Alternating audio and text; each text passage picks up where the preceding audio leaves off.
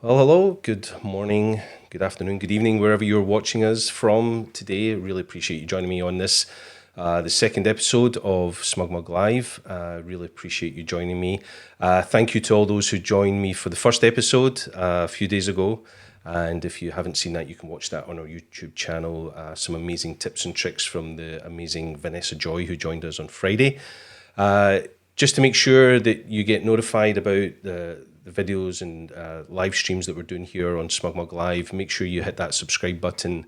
Don't forget to turn on the little bell icon for notifications. So, really excited about today's episode of SmugMug Live. We're going to be joined by an extremely dear friend of mine and someone that we've worked quite a lot closely with here at SmugMug. She's a SmugMug ambassador. I just want to give you an insight into something we did last year with the amazing Bella Kotak. We were very fortunate as part of our SmugMug film series to make this beautiful film showcasing the amazing talent that Bella has for her photography. We got behind the scenes, we got to see how she worked, and we really dived into who Bella Kotak is. So if you haven't checked out that film, make sure after today's live stream that you check out that film for us here on the YouTube channel. So let me see if our guest is ready to join us today. Hi Bella, how are you? Can you? Hi, I'm good, Hi, thank you. good. You can hear us okay? Yeah. Yeah, excellent. So if anybody doesn't know who Bella Kotak is, they must, well, be living under a rock, I guess, because it is an absolute pleasure to be joined by you today. So thank you. Can you give us a little summary of the type of work that you do to get started? Sure. So I create what I would describe as images that are full of fairy tale fantasy and really, feminine in their energy. Um, Fashion photographer. Okay. I think your feed may have broken up just a little bit there as you said that, but hopefully it's streaming okay.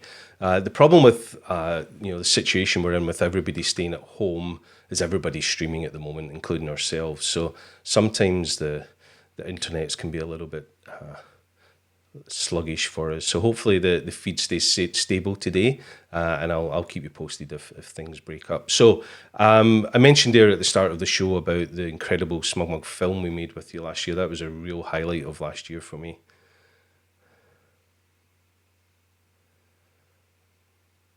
Oh, yes, actually, you're right. The feed is breaking up a little bit. Yeah. Do you mind repeating that? Yeah, I was just saying the SmugMug film we made with you last year was a real highlight of the year for me. Thank you so much for making that film with us. Oh, I think Yeah, it was an absolute highlight for me too. Oh, this is oh, the of course problem this with is going live. happening. Yeah, of course. As soon as you go live, everything works behind the scenes, but as soon as you go live, the internet gives us problem. But it's live, it's informal, so it's really not a problem. I'm wondering if Go ahead. I was wondering if it was my headphones. Perhaps we could try a different set of headphones. Maybe that might help. Yeah, I'm sure. not You sure. can change your headphones, and folk can stick with me while we try and reconnect with Bella. But it's yeah. Yeah, so this is always the gamble of going live on YouTube or any streaming platform at the moment. So yep, stay with us. I'm delighted to say we've got quite a few folk watching us at the moment. A few shout outs already. Connor over in Belfast is tuned in. Zach, the photographer, Brittany, Aditya, thank you so much for joining today. Many more. One thing I would say is while we're talking with Bella today and while we're working through some of the tips and tricks that she's going to be sharing with us, please put your comments in the chat window in the live stream, and I'll be make sure that I ask Bella any questions that you post to us, or if there's anything you want to know that she hasn't covered, just give us a shout out and we'll see if we can hear you. Bella, can you hear us still? Yeah, I can hear you perfectly. Can you hear Excellent. me? Yes, you're coming through Perfect. now. So it's a little bit broken up. Hopefully, it stabilizes a little bit as the stream goes on. So, Yeah. what are we going to do today? What's the plan today on this live stream? So today we're going to be going through one of my pictures. Actually, one of the pictures that we created together, Alistair, on that SmugMug film. Mm-hmm. Um, I wanted to say, yeah, that film last year was one of like my absolute highlights. That whole week being in various gardens around the UK. And it actually feels so much even more special to me now, considering that it's spring coming up to summer here, and I can't like go out and play in the nature like we did last year. So Yeah, it feels even more special. we definitely had a lot of fun playing in the English countryside and making some incredible films. So the plan was to have you join us today and maybe deconstruct one of those final images that you posted after we made the film. So Bella will jump into Photoshop and deconstruct one of those images that she made, and then give us some tips and tricks on your workflow and some of the color tricks and stuff that you have there. So dare we gamble in trying to share your screen and get stuck into Photoshop, and you can show us the image you're gonna you're gonna share. Let's see. So I'm gonna bring up your screen just now, and we can show the first image that you're Go. gonna work on. Yeah, so we can see this Okay, beautiful so image. can you Yeah, see my screen? we can. Yes. Ah, brilliant. Okay, great. So basically, what we're going to do right now is we're going to go through all the layers that got us to this end result. So I'm going to. So this was the beginning, and I actually left the file very authentic looking. I didn't like clean it up because I felt like I wanted to really convey to people that, yeah, behind the scenes in Photoshop can be really messy. You get the desired result. Do whatever works for you. So we're going to go ahead and go through every single layer, and I'm going to just explain a little bit of my thought process for how I approach and edit my images. So are we ready to go? Can you hear me Yeah, clearly you're and see the coming. screen properly? Yeah, you come across. There is a little bit of breakup, unfortunately, but we'll just live with that today. Obviously, as I say, the internet's super busy, and there's a slight delay in some of the But I'm not image. sure what's going on. I Yeah, think it's because. there's a slight delay in some of the Okay, image she's I'll try and like. changing on screen. So let's just live with it, and we'll see how we go on. So Okay, I'll try and like go slowly too. So yeah. So the first step in the first step when it comes to creating my work is always composition. So I break my steps down into like 7 steps. And the first step is composition. And this is where I would spend most of my time. So I'm going to just go ahead and just. So this is one shot that you can see over here. And I picked this one as my base because I really like the way that the trees look on the side. And I love the general background of it. I felt like it set the scene that I had envisioned when I was shooting this quite perfectly. But the model and the subject wasn't quite, you know, got this from another picture, which I felt had a little bit more pizzazz and magic to it. So all I really did was position her in the scene and just kind of use my layer mask, which I'm going to enable right now, to essentially essentially just place her. After that, it was just a case of playing around and embedding her a little bit more. So one of the things I think brush tool, which you can just see from the tool palette here, and I just selected a color like yep. just Bella, unfortunately, you are create actually some. breaking Oh, up quite no, bad. no. You are breaking up quite badly for us at the moment. Oh The dear. Okay, internet seems really I have an unstable. idea. Do you have another internet I have. connection or I do something not, maybe but we can choose? I'm just gonna go ahead and open the door because sometimes that makes a difference. It can sometimes make all the difference, you know. So while Bella's doing that, we'll just kill a little bit of time. As I say, internet is always risky at this time of day with everybody live streaming and stuff. So we'll wait for Bella to come back. As I say, on Friday we were joined by the incredible Vanessa Joy, who gave us some incredible tips and tricks on how to boost your brand and how to do some marketing while we are in this kind of lockdown situation. So if you rewatch the stream from Friday, you can watch through those tips and tricks that Vanessa gave us on how to work on boosting your brand just now while we're all locked down at home. And then later this week, we have a little live session coming from myself and some of my colleagues. We'll give you some tips and tricks on how to get into some of the behind the scenes stuff that you can do on SmugMug. And then on Friday, I'll be joined by the amazing Elia Licardi, and we'll see how the stream works for all that later this week. So let's go back and see if Bella is back with us. Are you there, Bella?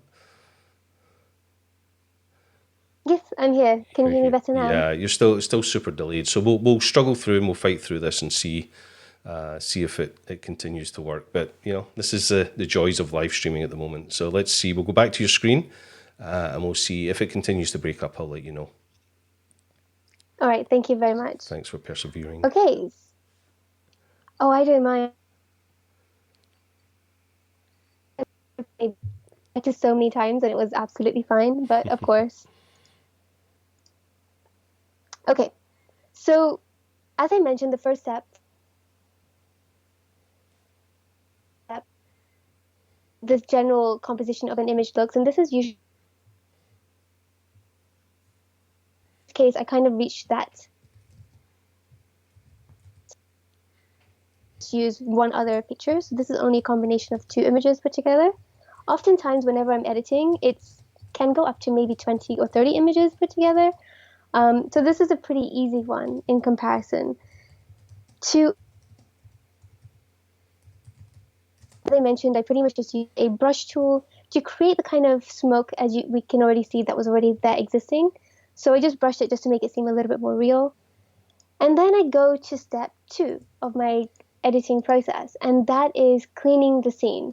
So this is where I would use my heal tool, which you can find over here. And it is use the clone stamp tool, which you can find over here as well. And between these two tools, I'm pretty much able to clean or tidy up an image. So this is always my second step, and it's really important because this is where you can really control any distraction in the image.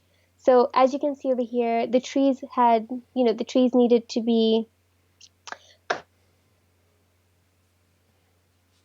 a little bit messy. So I tidied up the trees. I made sure that any gaps in the bushes was filled. And oftentimes, this is also where I'd really focus on the subject. So at this point, I would look on her skin and tidy up whatever I can. So you didn't really. I'll just zoom out a little bit more. Over here, you can see that I started to clean up the fabric, and this is where I cleaned up the skin. I'm just going to go ahead and zoom in. There you go. So there was a little bit of ribbon, there was a little bit of clips in her hair, anything like that, I always try and clean. So that's my second.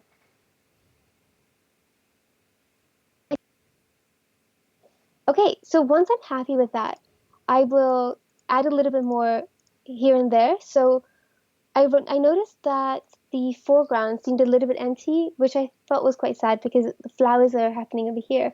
So something that I always like to do in a lot of my images is to bring some of the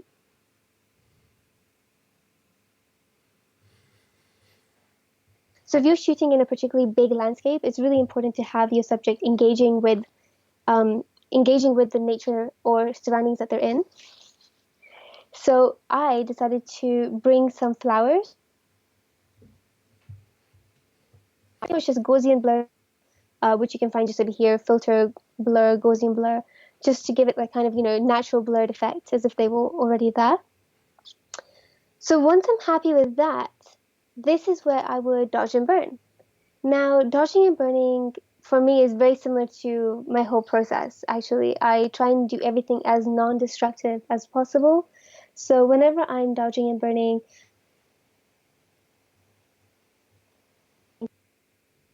I've found that this is just the way that I work the best.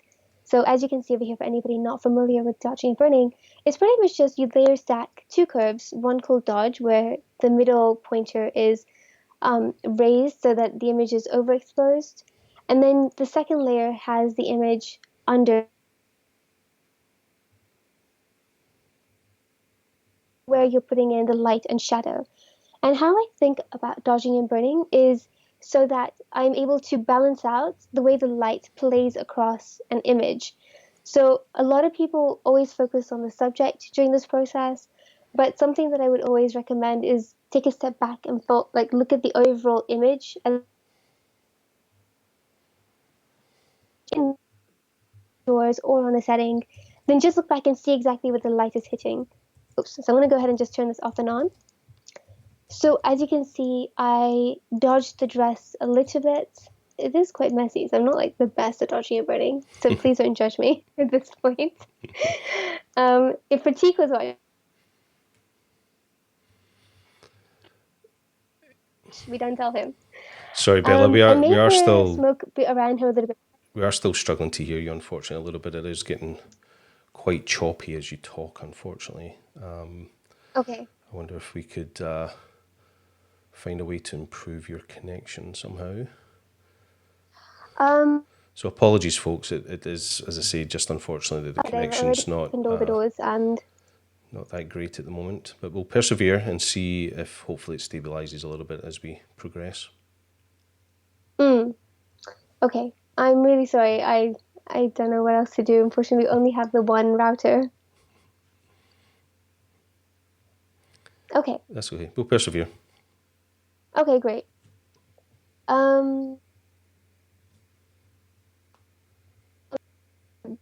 Step 3. So after that, I will go into color toning. So I'm going to go ahead and just open up my color toning adjustments. So I'm going to just turn this on, and I'm going to go ahead and just turn everything off so that you can see what I get up to. Some crazy things in here.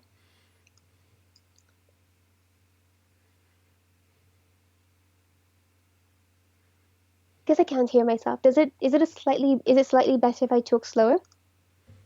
Yeah, it's just every so often you freeze, unfortunately. So your picture's freezing and we're not getting your audio. But people are saying they're still following along, which is great. We've got some nice comments from Brittany and Connor saying that it's a little bit choppy, but they're following along. But we're just losing every so often we just lose you, unfortunately. Oh, sorry, you guys. Thank you. So the first thing I always do is I desaturate an image whenever it comes to color toning. And I'm not going to go into this too much because, guys, this would take way more than the time we've allocated for this. So I'll go over it very broadly. So I always like to start off by desaturating my images, and the reason for that, I can get a little bit more of a color journey in an image than if I don't. I always find that whenever I don't desaturate, I go from 0 to intensity in color toning very quickly. So the first step is always desaturating. After that, I use a lot of the color adjustments that we have available here in Photoshop. It's in the right corner of the layers panel. And I use quite a few of these. So everything from selective color to black and white, color balance, hue saturation. I think that if you're somebody who's starting to learn about color toning in Photoshop, then go ahead, click on this little icon over here.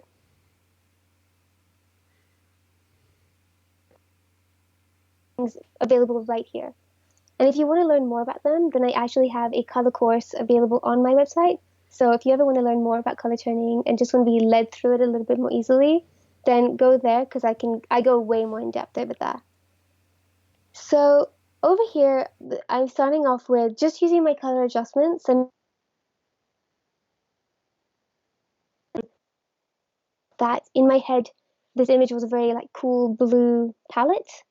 I wanted it to be almost mysterious and full of mystery, so I felt like blue was way to go. At this point, as I go through, I'm pretty much just playing between creating a balance between the cool and warm tones, because it's small adjustments over a amount of time. And so what then happens is you create a really beautiful depth of color that is really rich and intricate, and nobody really knows what you've done. So I make tiny adjustments, but I make them a multitude of times in various ways. So over here, I'm just going to show you, for example,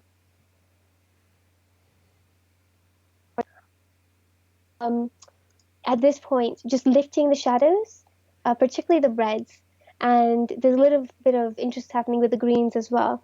And to create something like that, I pretty much just go ahead into my curves channels. I go into red, green, and blue. And I like to just play with them, moving them back and forth, just to create something that's a little bit interesting and intricate before then moving on. So at that point, I felt like we could do more.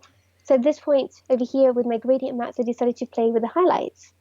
So gradient map is another really fascinating color adjustment. But with this one, what I did was I actually used blending modes to play and create something interesting. So for example, and color one, because I loved what it did to the sky and I loved what it did to the overall harmony of the color turning palette so far. I know that I'm not quite there, but the steps that I take are to get me there. So for example, if I went ahead and just switched this up and changed this to overlay,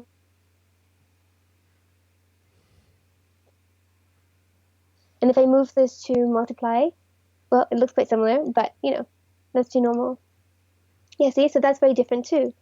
So another thing that you can always do is whenever you make an adjustment with any color adjustment, go ahead and explore the different blending modes, because it's really fascinating just how the colors interact with the image below it too. So after that, I pretty much started to explore other options. I looked at color lookup. I just threw an LUT on there, which kind of smothered and flattened any of the contrast that you can see and gave us a lot of blues in the shadows.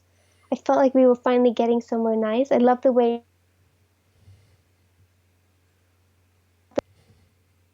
more into a yellow, softer, golden palette. Um, After that, I decided that the image was a little bit too bright, so I went ahead and I started to just add some of the exposure back in the image.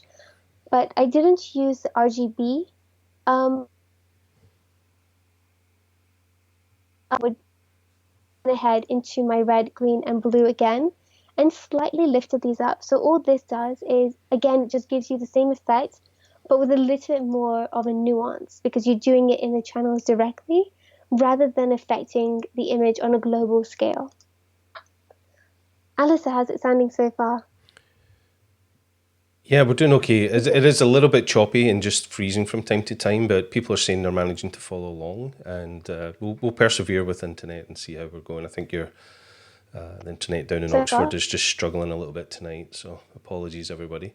So just to recap though, you're saying you kind of go on a little bit of an exploration with these images. So you're kind of trying out things to see what work and what things make the image do what you want it to do, rather than having a kind of pre visualized idea of what you're looking for. Actually, it's a little bit of both. I have an idea already of what I want. I knew I want this to be in a really cool palette in the end. However, I do think that along the way, I do make choices that kind of build up on top of each other. Palette is going one way. I do find ways to bring it back, but what that does do is create a really interesting depth of color. Right, cool. Right, we'll get back to your screen, let you continue. Okay, great. All right, so after that, I decided to play a little bit more and bring some of the greens back, because I realized that we went a little bit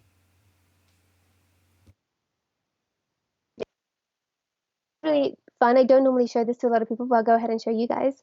I like to use textures to just explore different colorways. So for example, if I go ahead and just make this normal, just to show you what it looks like. It looks a little bit like this. It's a little bit weird.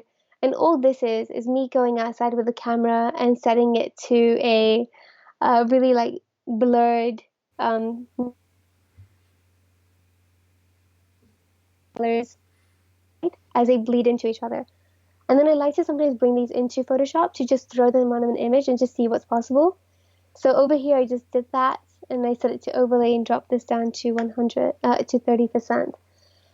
And something else that is really interesting is you can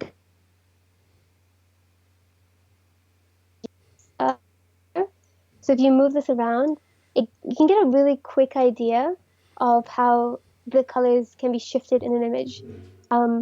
So I'm all for that. I'm just really all for just playing with different things just to see what's possible. So over here, I decided to leave this more in a green place and then build up off of that.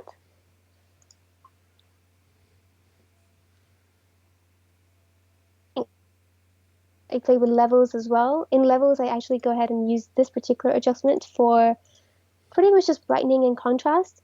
However, you can actually go ahead into levels and play with the red, green, and blue channels because, again, this will give you some more color directions. But I didn't do that for this particular one. And then I played with some color balance layer. I pretty much just playing in the mid-tone shadows and highlights. For anybody new to color toning in Photoshop, then I would actually recommend color balance as the place to begin because it's so user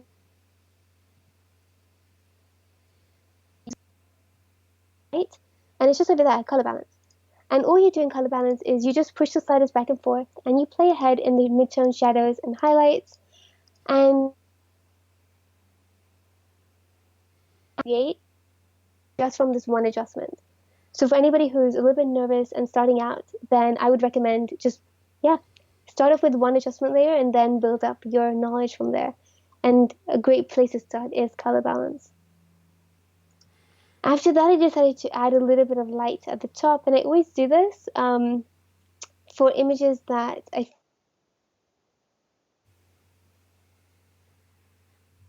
want to throw something like a light leak in different parts of the images. So I felt in this particular one, having it on the top left made a lot of sense. And the settings for this are simply screen, and I drop the opacity to around 20%.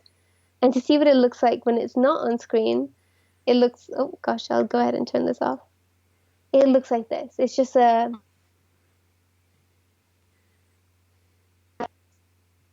enable everything back again. And screen. Okay, great. And all this does is, as you can see, just add a little bit of interest in the sky and this corner over here. And the idea is so that you don't really notice it. You just kind of want it to be there, and you only know it's there when you turn it off. It's incredible because it's quite a complicated layer. All right, so after I'm saying that's quite a complicated layer for something that just adds a little detail in the corner.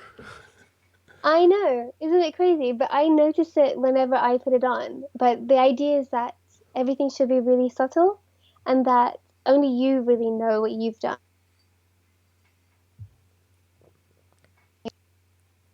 Many artists would really share something like that, like whatever, like the little cheeky secrets. Okay. Sorry, Bella, can I interrupt you? We do have one question that came in here. Sure. From Brittany. And Brittany was asking, let's see if I can get that on screen. Are you able to, could you expand more on color lookup? I see color lookup layers in the Photoshop actions I purchased from you, but don't know how to go about creating a layer like that on my own. A color lookup layer? Yeah, so if at any point that becomes relevant to what you're showing, it'd be good to give a little bit detail on color lookup. Okay, I can actually go ahead and do a little demonstration for her right now. So for color lookup, you'll find color lookups in the layers panel, and it's over there. So I'm going to go ahead and click on that. And then what you have over here are just some options that are pretty much Photoshop default options. So for example, you've got black and white, blue tone, etc. And then you should have some more over here as well in the 3D LUT side. So I actually have more than what you would normally find.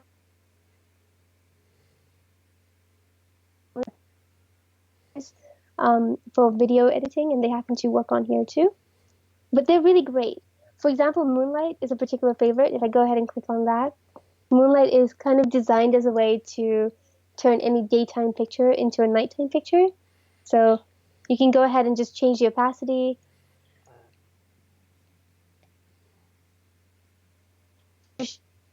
Essentially, but they're default presets embedded into, created in their program.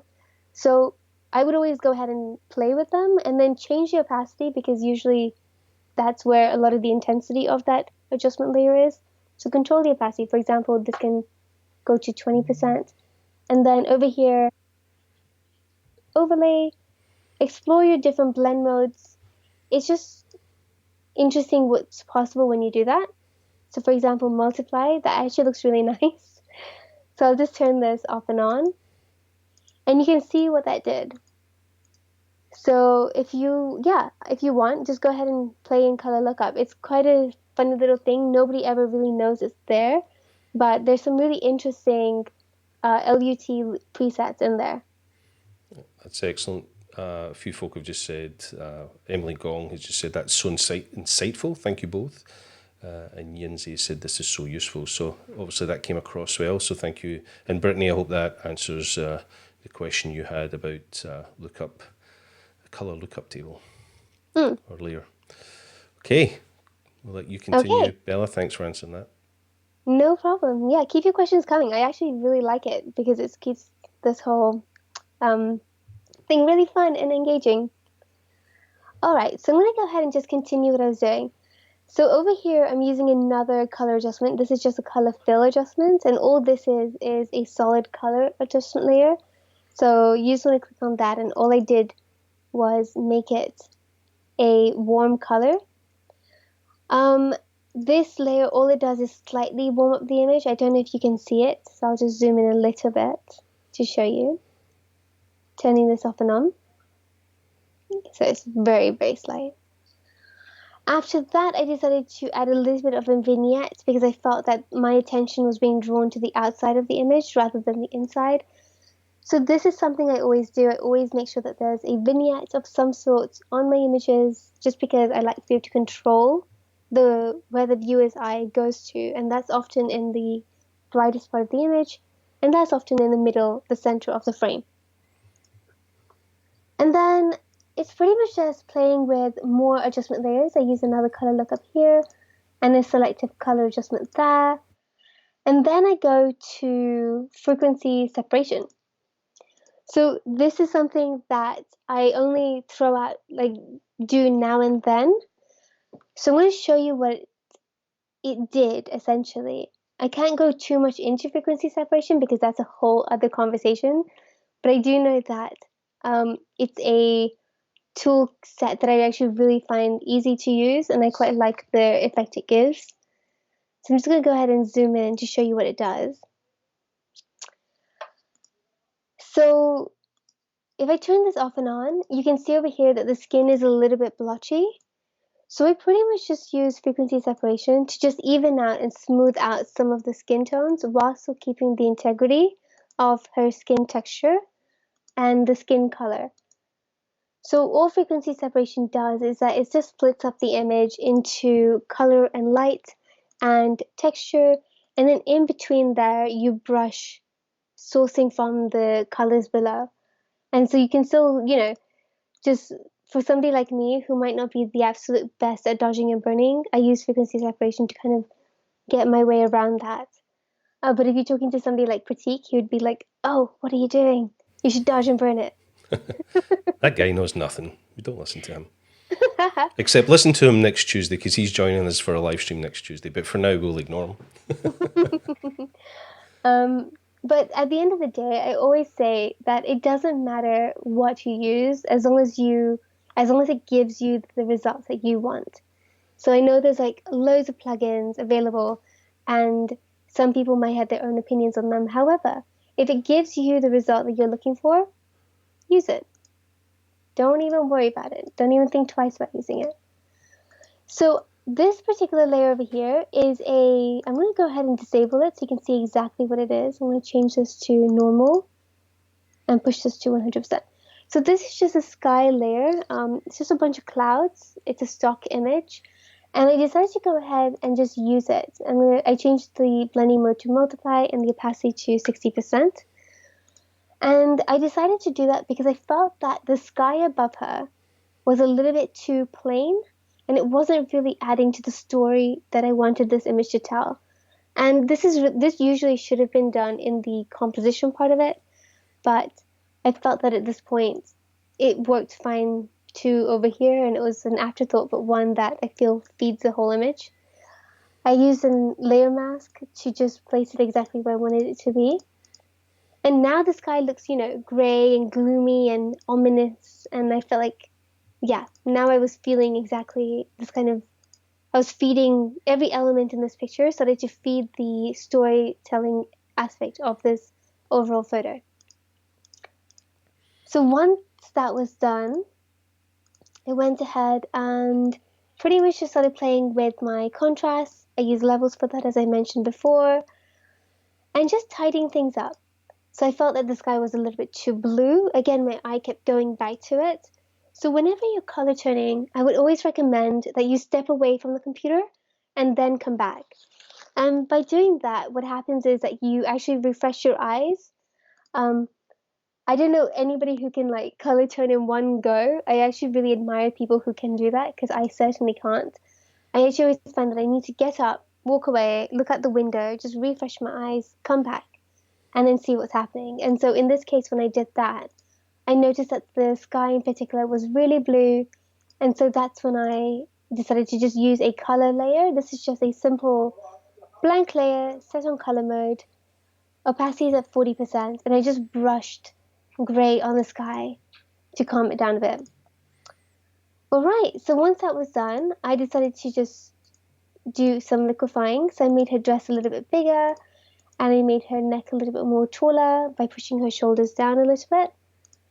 And then the last few things I did over here was, I'm just going to go ahead and turn this on, was added a little bit more green back. I felt like at this point over here, the image felt a little bit too red and it didn't feel very lush because I'd taken away a lot of the greens, as you could see. Mm-hmm.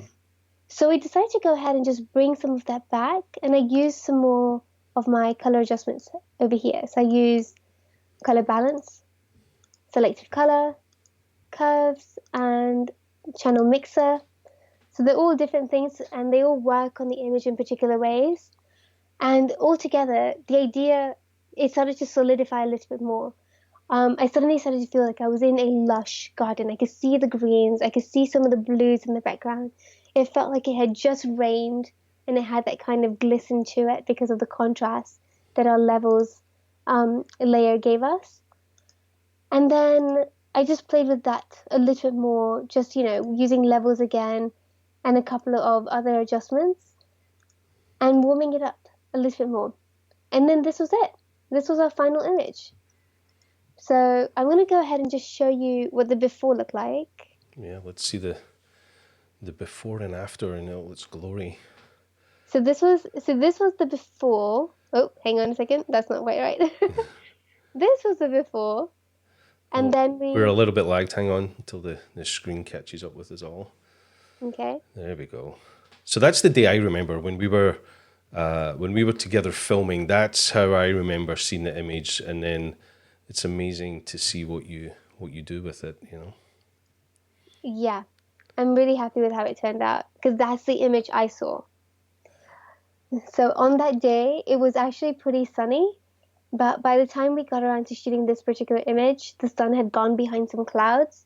So we had that blue sky. It was kind of hazy, but everything was in shadow. And essentially the light was pretty soft and diffused. But I love that because what that means is I can then go ahead and explore the colors that are available in that without worrying too much about harsh light and harsh shadows. Yeah. Dramatic difference, absolutely incredible. It's amazing how as photographers, most of the time we hate blue sky. Whereas most people are desperate for blue sky days, whereas photographers we're always looking for a bit of drama in the sky. So I love me some drama. Yeah. So thank you for breaking down that image. Folks, keep your questions coming in. We still have a bit of time with Bella that we can get some of those questions to us. So, one question for me: how many layers did you end up with that image? You knew I was going to ask such a stupid question, but No, it's actually not stupid at all because a lot of people might be curious. So if I go ahead and just open this up, I have a feeling we've probably got a good 50 layers. Um, yeah, let me see if I can just kind of scroll down. There's a lot. Like, yeah. yeah, here we go.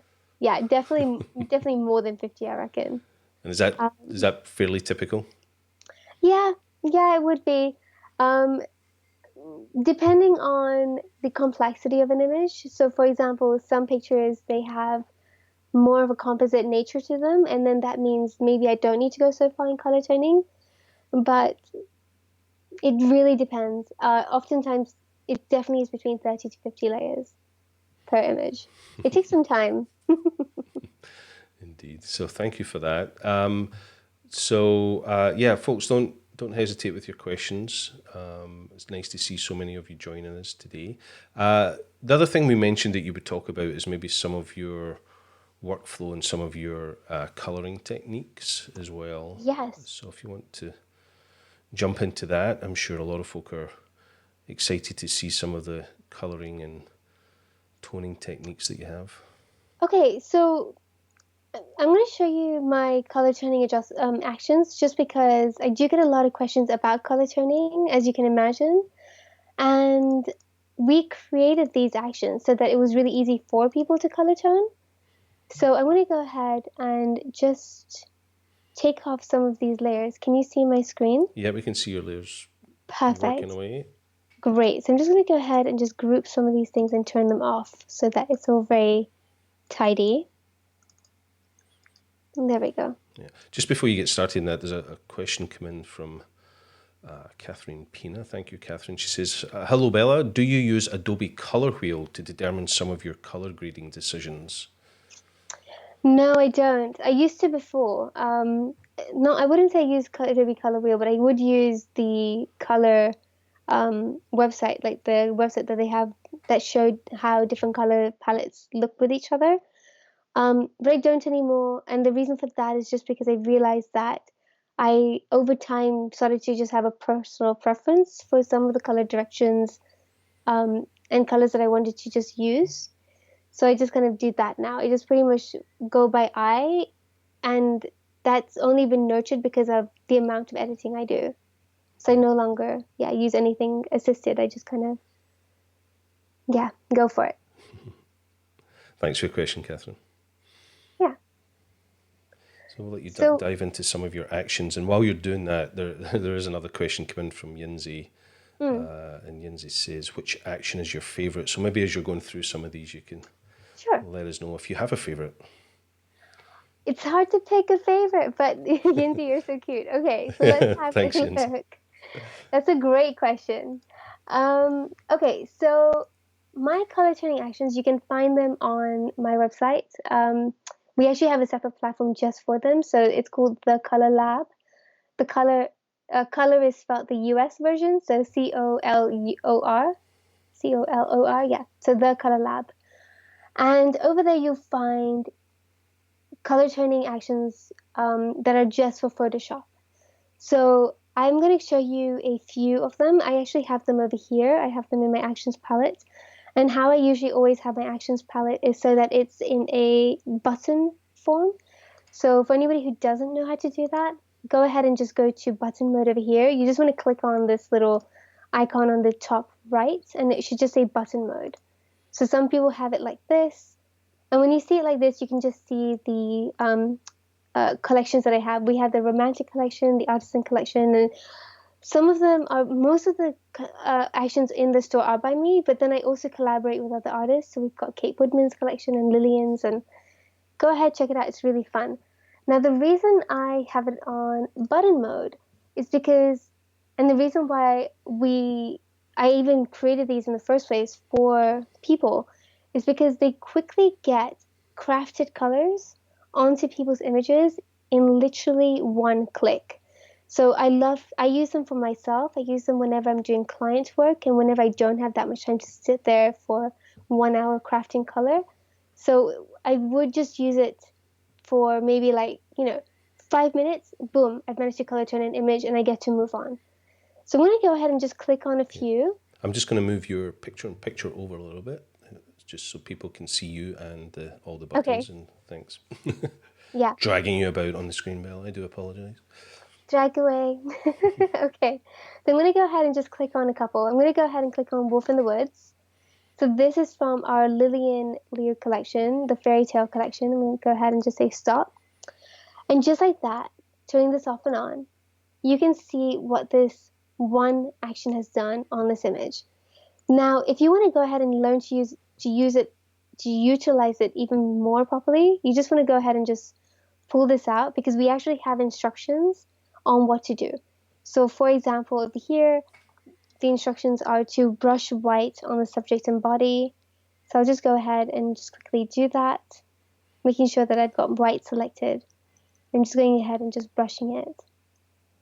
And then over here, this says brush white in the background, and you can just play and see if you like it or not. If you don't like it, you don't have to do it. So the name you've given the layer is actually the instruction for how to use that layer. That's cool. Correct. Yes. Because the idea is that you can pretty much go through these and make them your own. And another thing that I would also recommend people doing is changing the opacity. So some of them might look great at 100% and some of them might look great at 50%. So for example, I personally love to layer the actions. So for example, if I leave Wolf in the Woods because I like the way it's desaturating the images, the colors, as you can see, everything feels a lot more muted. So I'll just leave that on for now and try another action. So I haven't actually tried another action. So this is going to be a test for both of us to see which one works. But say I go for Golden Age. Oh, let's see what happens. And say okay. Okay, so it looks really too dramatic for me, very green. So I'm going to go ahead and just take that one off and move into another one. I'm going to go ahead and try the kiss and see what happens. So this is a really great way to quickly decide which color direction you want to go into as well. Mm-hmm. So the kiss is like a really warm action. I'm going to go ahead and change the opacity that down to like 30%. And suddenly this image, in 2 clicks and just changing the opacity, that's it, has gone from this to this, which is quite like soft, romantic colors in literally 2 clicks. And that's why they're really powerful, because they've been created by artists for artists. I think what a lot of people forget is when they buy actions, they think it's just click the button and it's done.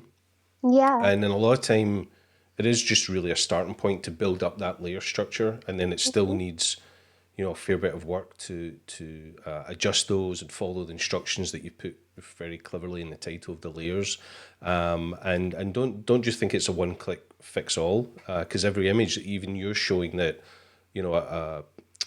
an action that you've maybe used on another image doesn't quite give you the effect that you were imagining on that image. So there's still a lot of work that needs done, even after you've applied the action. Don't be afraid to play about with them and change them and save them. Yeah, exactly. Don't be afraid to play with them. I think that's something that a lot of people don't do. But it's just like so fascinating what happens when you do play with them.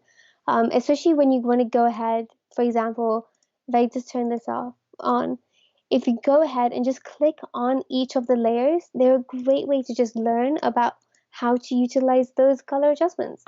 So for example, if I go ahead here and look into my properties, I can see that this layer is color balance. So okay, so that's interesting. So what's been done in color balance to give me an idea?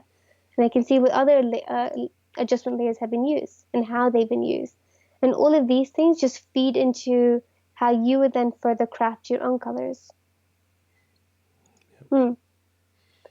Yeah. I think it's really fun, personally, to use actions because it just makes life so much easier and takes the stress away from it. And especially if you're somebody who really does get stressed easily by creating a color palette.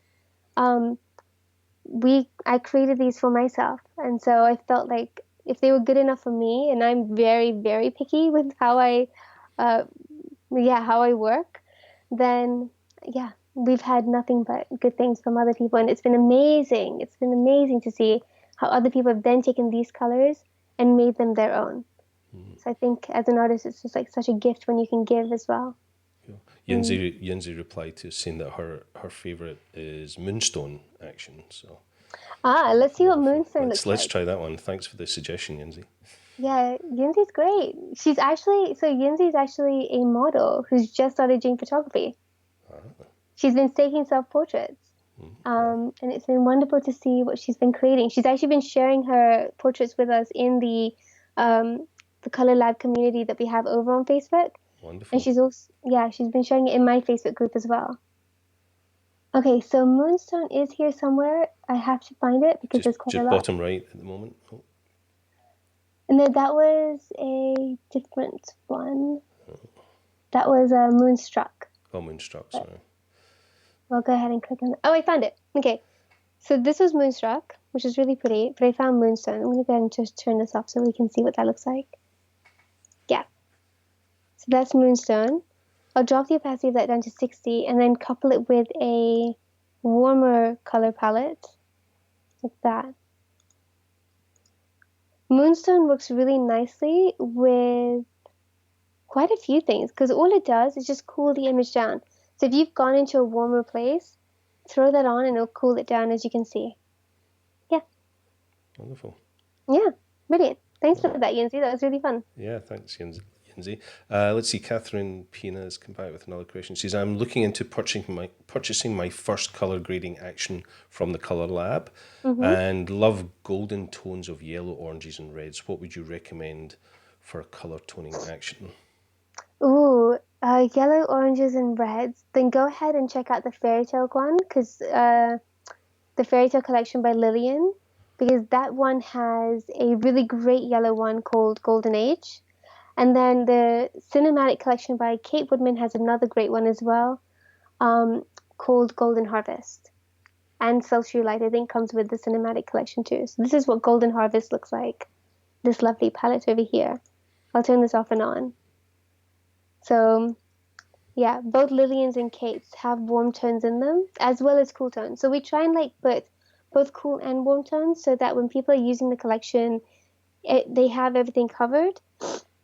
And I like to combine warm and cool tones together and then just change the opacities of those actions. So then you Wonderful. get something really interesting. Yeah. We always try and make a collection so that all the actions in that collection, when you layer them with each other, they work really nicely. So a lot of thought gets put into what ends up in a final collection. Cool. Mm. Another comment here from Annika. She says she couldn't decide which one would be her favourite. I guess she loves them all. So there It's you go. hard. That's what I'm saying. It's really, really difficult. Even like the Enchanted collection. So the Enchanted collection has Mulberry, Winter Orange, etc. And this one is honestly so underrated, but it's such a fun collection. Like most people just don't know. Yeah. So that's what Mulberry does. It just cools it right down. And then if I pair it with another one from there, so like Winter Orange, look at that, like something so interesting. Let's turn this one down a bit as well and turn this one up. Yeah. But obviously, it also depends on the colors of the image. So this one right now, we have a lot of green going on. Um, but yeah, you have to play with the different, like this, the colors that you use on your images won't look the same over here because it interacts with the colors differently. Yep. Yeah. Disclaimer. Little caveat. So thank you for that, and thank you for all your questions. We have a few moments left, so if you want to get some more questions in the chat, feel free.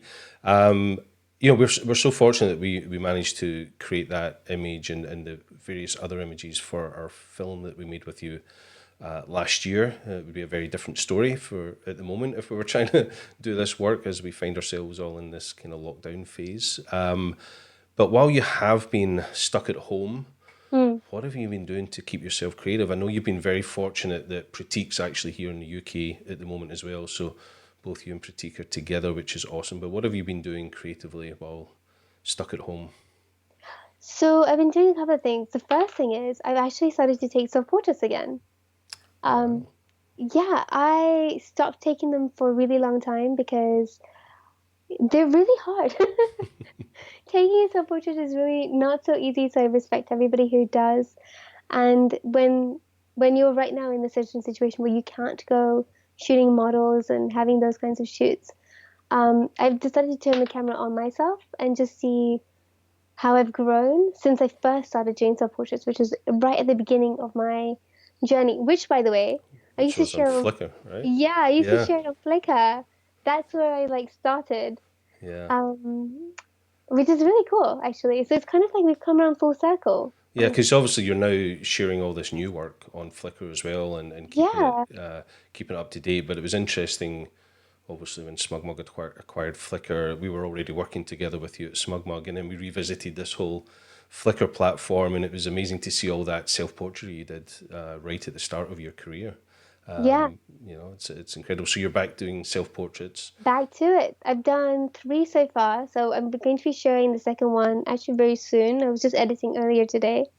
Um, and then so now I'm gonna have like all my self-portrait work back on Flickr again, as we go. So I've been doing that. And then another thing that I've been working on, which we're going to be releasing really soon on the Color Lab, was I just finished working on a color with series. So I felt like I'm somebody who learns really well when I'm following along with somebody and actually doing something. Because I find like when I'm doing it, it goes in my head a little bit easier than any other way. Um, so I thought I would make a color with series where I invite people to color along with me. So we've just like finished doing that, and that'll be available in the shop like in a few days. No, that's exciting. Staying Yeah. productive and finding opportunities when we're in these unusual times. Hmm. So that's going to be in the Color Lab Yeah, that's gonna be in the store. color. Yeah, Yep. We've got all exciting. kinds of new stuff coming because at the moment I'm at home, right? So, and all my other like creative collaborators are at home. And the whole point of this whole platform for me is it's such a passion project because it's a platform not just for my love of color, but for other artists who also equally love color as much as I do, and they're very good at it. And so I just bring them on board and we create things together for our community to help our whole community learn and grow really effectively and quickly. Because I think I love contributing to other people's creative growth. And so that's where this whole thing was born from. Yeah, there's definitely a wonderful community out there sharing lots of work about all the genres of photography that we're involved in. And Yeah. part of this whole SmugMug Live project was about the wonderful community we have sharing the tips and tricks and the skills that they have. And, delighted to have you today sharing this insight into how you create an image, how you build it up, but those little nuggets of information. So that's what this whole SmugMug Live is about. We've got some amazing ambassadors and guests coming from all genres of photography. So if you're into landscape photography, join us on Friday with the amazing Elia Licardi. Next Tuesday we have Pratik joining us to give us some insight into his retouching work. So yeah, it's all about community. That's what this whole platform Hmm. is for, and you and I are fortunate to have a wonderful community that we're part of. And typically we love being together. Just at the moment we can't do it, but at least doing it this way gives us some sense of being together. So while we're chatting, there's one more question come in. Catherine, you might win for you might get bonus points for having most questions today. Hmm. One more question says, will you do another tutorial of self-portraiture? I love the self-portrait tutorials that you did of yourself a few years back of the snow scene. Yeah, that one's on YouTube. Do you know what? Okay. I think I will. There you go, Catherine. You've inspired her to do That's something. a great idea. It's been a while. Oh, and yeah, and Yinzi as well. She'd love to see more of your self-portrait work. There you You go. guys. She says, and Yinzi says, thank you both. Eloquent speakers for the enthusiasm. It's infectious. Eloquent speakers, that maybe just means we have accents. Maybe that's what that means. Yin's got an accent too. She's English. Oh, Yinzi's English as well. She's There got you the go. best accent. Yeah. Thank you. Yeah, thank you for all your questions today. We really do appreciate it, and it makes this worthwhile being together and talking about all these things. So yeah, I would highly recommend that you go check out the Color Lab, where you can find out about courses that will help you, that Bella has put together. You'll also find where you can buy the actions. I highly recommend you do that, especially at the moment when we can use this time when we're stuck at home to really build up those skills and educate ourselves, so that when eventually we do get back into traveling and working and back into the sort of regularity of how we work, that we have that skill set underneath what we already know. So it's a great time to be learning. So Bella, thank you so much for today. I'd really highly recommend go check out that SmugMug film that we made with Bella here on our YouTube channel. It was really fun. It was fun. And, if you do like self-portraiture, last year we also made a film with another dear friend of ours, Lizzie Gadd, who's Mm. an incredible self-portrait artist. And, I would recommend you go watch that film as well. And maybe I'll see if I can get a hold of Lizzie. Lizzie, if you're watching, see if we can get you to join us in one of these live streams to give us a little insight to your self-portraiture. So, any final words, Bella? No, that was it. It was so much fun. Thank you so much for having me, and thank you so much to everybody who's joined. Yeah, this is Yeah. really great. I hope you enjoyed what I shared. I'm sorry that we had a little bit of a connection issue. So well done, you. You stayed. Yes, well Really done. appreciate you. Mm. Thank you, Bella. Yeah, so as Bella mentioned, the internet was a little bit iffy there at the beginning, but we appreciate your patience and thank you for joining. Bella, thank you so much for your time today. I really, really appreciate it. All I would ask is, if you've enjoyed our live stream today, go ahead and click on that subscription link, hit the little bell button so that you can be notified of when we make a next stream. But for now, thank you so much wherever you are in the world. Enjoy the rest of your day and time to go be creative. Thank you so much and see you on the next stream. Bye.